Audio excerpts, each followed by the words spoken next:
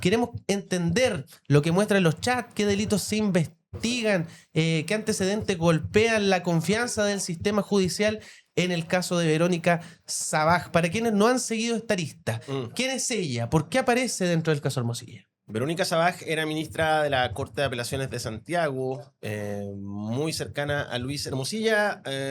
Nosotros con el equipo que existía entonces de investigación en The Clinic, que ya no existe, hicimos un reportaje donde revelamos los chats de Verónica Sabaj con Luis Hermosilla. Eso fue hace ya más de un año. Ahí en esos chats se veía favores de ida y vuelta, ¿no? Hermosilla le ayudó a lograr su cupo en la Corte de Apelaciones de Santiago y luego ella le fue entregando una serie de informaciones relativas a causas que le interesaban a Hermosilla, como la compraventa de la minera Dominga, que involucraba al expresidente Sebastián Piñera, como una ofensiva que hubo en el Poder Judicial de parte de todo el grupo, ¿no? que se coordinaba y que se hacía favores también con el señor Luis Hermosilla contra el juez Daniel Urrutia, una causa sobre la clínica Las Condes, que era cliente del señor Hermosilla, etcétera, ¿no? Incluso la jueza Sabaj, y esto fue considerado muy grave al interior del Poder Judicial, por eso ella fue destituida de su cargo, aparece redactando, editando un escrito que iba a presentar el señor Hermosilla en defensa del expresidente Sebastián Piñera.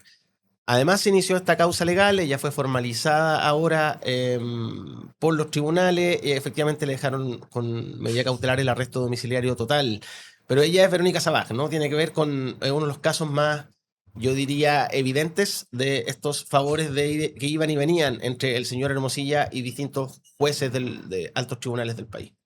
Está involucrada en este reportaje de Reportea, lo veíamos con gestiones para sacar de prisión preventiva al exdirector de la PDI, Héctor Espinosa. ¿Qué ocurría ahí con la apelación presentada por Luis Hermosilla y cómo interviene Verónica?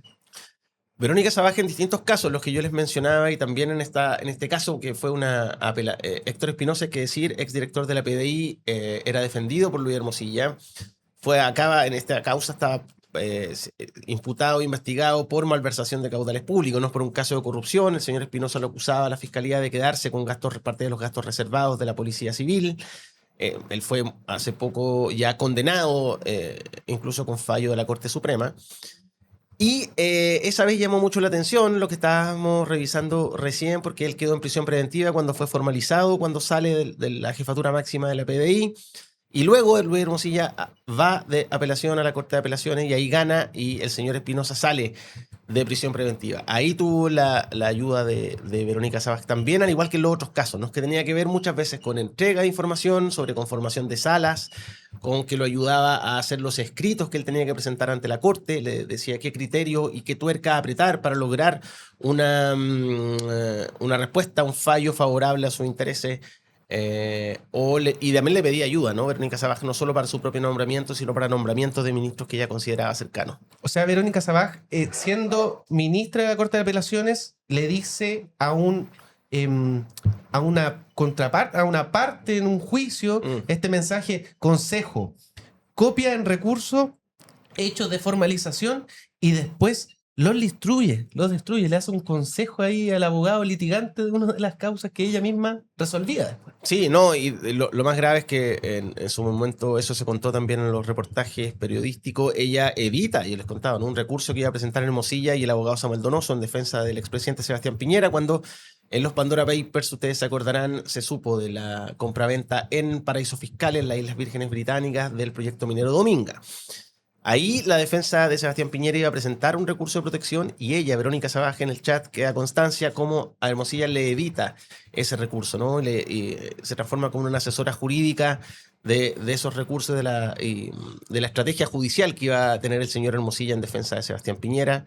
Todo eso fue considerado, yo les decía, por la Corte Suprema, que la termina destituyendo de su cargo, y ahora también por la Fiscalía, que la está investigando y la formalizó por cohecho agravado, revelación de secreto, entre otros delitos. Y es una investigación que sigue, ¿no? Eso todavía no está cerrado y está cumpliendo ahora medida cautelar, y hay que ver si ella finalmente se allana a los delitos que se están imputando, si finalmente esto llega a juicio. Eso puede tener un plazo bien largo, pero esta es una más de las decenas de causas penales y aristas que hay del caso Hermosilla, ¿no? Se han abierto muchas causas. Hay un personaje que se repite en las conversaciones de Hermosilla con Sabaj, y que es Jorge Benítez. Sabaj le dice: está súper recomendado por Jorgito, Benítez es mi amigo, lo quiero, súper de derecha, su señora un 7, decente. ¿Quién era este Jorgito? ¿Por qué se hace relevante en la conversación entre ellos? Era un abogado integrante que en ese momento participaba en la conformación de salas de la Corte de Apelaciones y él iba a ver una causa que le interesaba al señor Hermosilla. Entonces, claro, ahí hay otra, uno puede decir, transgresión a la probidad, según lo que imputa la Fiscalía también, ¿no? De la señora Sabaj, que tiene que ver con conversar, recomendar a Hermosilla con personas que iban a integrar las salas de la Corte de Apelaciones que luego fallarían las causas que defendía Hermosilla, como abogado defensor, como querellante, cuando presentaba algún recurso, una orden de no innovar, por ejemplo, ¿no? Ahí tenía ayuda de la ministra Sabaj y también de otros ministros. Todavía nosotros no conocemos la lista completa en Reportea, por eso estamos haciendo este especial, los chats secretos de Hermosilla, que estamos ya preparando los nuevos capítulos, porque hay mucha información que no se conoce. No toda la gente que estuvo involucrada con Hermosilla y que participa de estos favores, de estas formas de saltarse la ley, de hacer trampa, ¿no? Y de acceso al sistema judicial, político y empresarial que no tienen, por supuesto, todos los chilenos. No todos esos personajes están arriba de la mesa y creemos que es importante hacerlo por un asunto de discusión pública y salud de la democracia. Digamos, acá no se ha cambiado la forma de nombramiento judicial, por ejemplo, hasta ahora.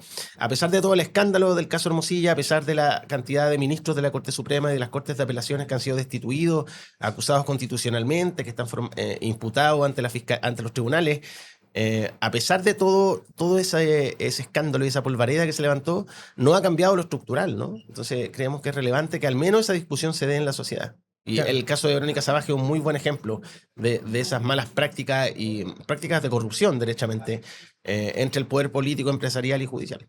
Puede que quede viva, dices tú, que esto no ha revelado completamente ni ha acabado, por supuesto, con esta red de influencia, de amistad, de poder que existe. Finalmente, José Miguel es defensa del poder y de grupos de élite.